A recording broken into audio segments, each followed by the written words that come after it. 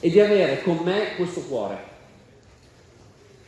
Io ovviamente devo ringraziare perché veramente ci sono stati vicini. Io penso al capo della Protezione Civile Nazionale.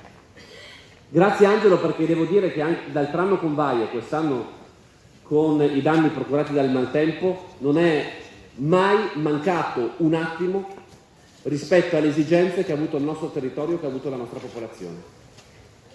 Secondo, devo dire che sono orgoglioso di me stesso. Io sbaglio in tante cose, però sono orgoglioso di aver fatto due scelte.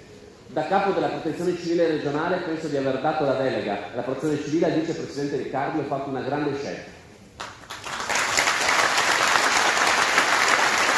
E poi ho fatto una seconda ottima scelta, grazie anche a degli ottimi consigli, ovvero il direttore della Protezione Civile regionale, il dottor Arissei, che penso abbiamo scelto un grande professionista